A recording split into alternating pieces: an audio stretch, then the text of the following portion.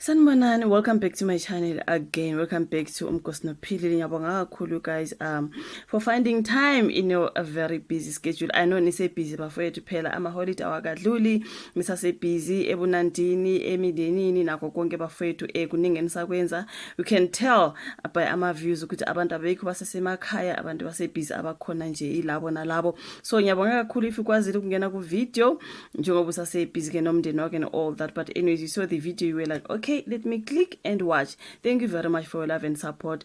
Ungakhohlwa ukuthi usubscribe mangaba ka subscribe bese uyashare futhi kanti kubuke nama ads.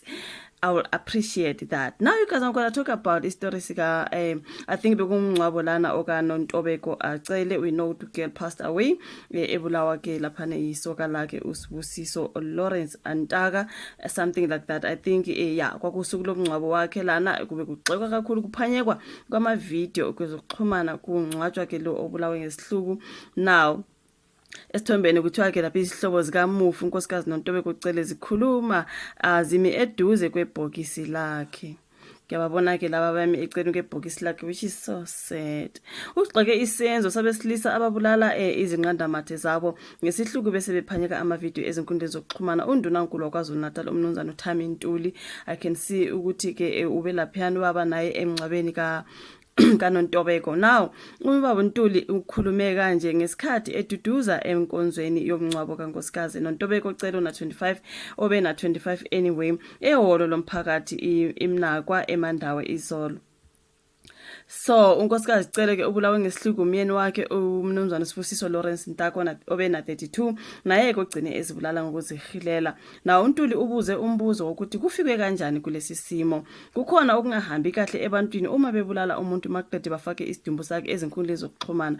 Uyephi unembeza? Kushonephi ubuntu kanti kubuza ke ubaba Ntuli.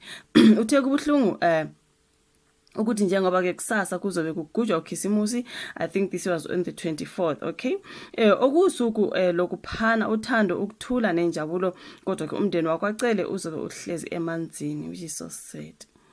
Ngisho ke umndeni wakacele nomphakathi wakwacele bazolugubha begubuzelwe yifu elimnyama lolu suku. Injabulo izobe ingekho ngenxa yokuthi othandiweyo wabo uNontobeko uhambe emhlabeni ngesihluku ethathwa isandla somuntu owafunga wagomela ngelinye ilanga ukuthi uyomthanda amvikele kukho konke.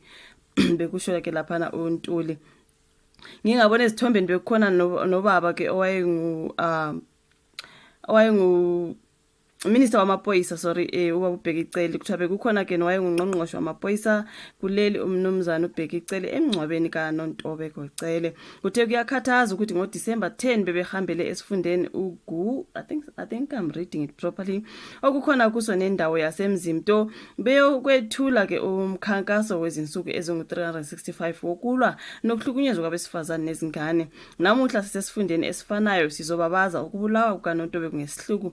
Washinda indodakazi yakhe isencane ezokhula ingasenayo unina. Unxuse abasondelane nabagilwa ukuthi bangasongi izandla babukele uma kuvela izimpawu zokuhlukumeza othandweni. Ukuba kukhona okwenziwa ngesikhathi kuvela izimpawu zokuhlukumeza, mhlawumbe uNontobeko ngabe usaphila, mhlawumbe ubezogubha nathi loKhisimusi kuba kukhona okwenziwa ukumhlenga ekuhlukunyezweni okuthiwa ubebhekane nakho. Amini zikhona izinto okuthiwa uSibusiso wayewamuthi, wayewamshayisa ngemoto, wayewamthini. So kube mhlawumbe kwakuthatha amanyathelo ngaleso sikhathi bafowethu.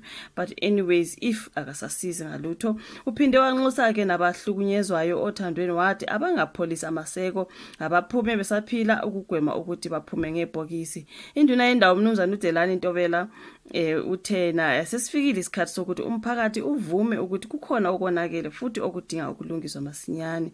Naw kuyabonakala ukuthi inkinga ikhona futhi inkulu. Thina sikhula bekuthiwa ngeke umbeke isandla umuntu esifazane ngoba umakoti akusiye owakho owamakhehla. Ngisho kungathiwa wenze iphuthe elinjani, kwasho ke uNtobela. Uthe umuntu oyenza nje usuke ekhombisa ukuthi ngisho noma ngabe ubezophila ubengathi uma ebhekana nezinkinga emshadweni wakhe angabe namandla okuzithala. Na owengungqongqoshe wamaphoyisa kuzwe lonke uMnumzane uBhekicele obehleli nomndeni usukume wathi uke wayithi ifahla emndenini kaMufi eyokuthi akumele ishiywe ilenga eyengane yabafi, okuvele ukuthi unina ubulawele ukuthi ibinomunye uyise kokunye okubaliwe laphiyana.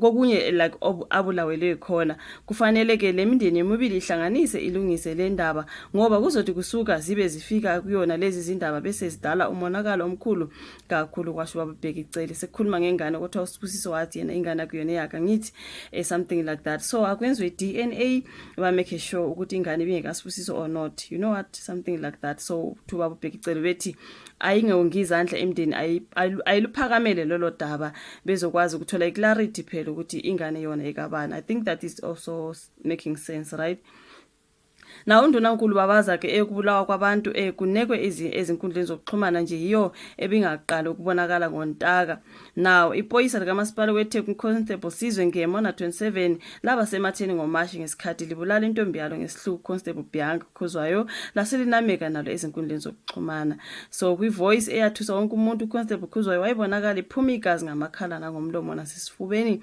ebomvu tepu igazi nontaka wenza okufanayo egwaze bulala ingodusi yakhe inkosikazi Cele maqede naye wazikhunga ngaphambi kokuba azilengise untaka ugonyuluke ngathe kuholele ekutheni abulale unkosikazi Cele lokhu ukwenze ngevideo ayifake naye kuFacebook so ubonakala ke enamaphana emanaphana sorry enamaphana whatever it is that is written there I think it's emanaphana igazi ebusweni ehefuzela ethi nizodinga nesihluku bese kuthi ngasekupheleni kwevideo aveze unkosikazi Cele edindilizile enamanxeba entanyeni so yeah kuthiwa ke baxeka yona le ndaba yokuthi umuntu abulala umuntu ebese uyathatha ivideo ayifake enkundleni zokuxhumana something like that nokuthi kube abaseduze noNontobeko babe iphakamele indaba yokuhlukunyezwa kwakhe umuntu mayimbona ukuthi uhlukumezekile uthandweni iphakamele bafowethu ningonga izandla nithi indaba yababili asiyingeni egcineni uyofanele umuntu nisane futhi seniyisolo ukuthi kube sasithe ngesikhathi ethe you know what I mean so yeah man angazi bafowethu